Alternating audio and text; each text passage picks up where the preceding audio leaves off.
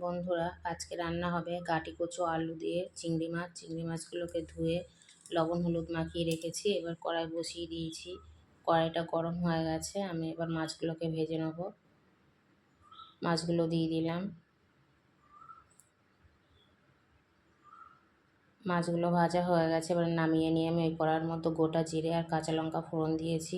এবার আলু আর কচুটা দিয়ে দিলাম। লবণ আর হলুদ দিয়ে দেবো। হলুদ দিয়ে দিলাম। এইবার আলু কচুটা ভালো করে ভাজা ভাজা করে নেব। এটা ভাজা হোক। এবার এর মধ্যে দেওয়ার জন্য আমি আদা আর গোটা জিরে একটু বেটে নেব। আদা জিরে বাটা হয়ে গেছে। আমি এর মধ্যে দিয়ে একটু কষিয়ে নেব।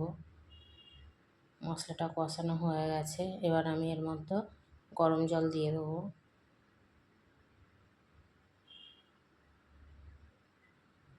গরম জল দিয়ে দিলাম।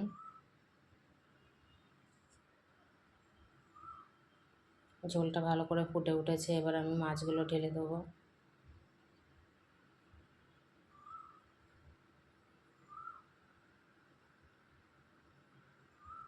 ঝোলটা ভালো ফুটে উঠেছে। তরকারিটা হয়ে গেছে। এবার আমি তরকারিটা নামিয়ে নেব। তরকারি রেডি। বলবেন কেমন হয়েছে রান্না।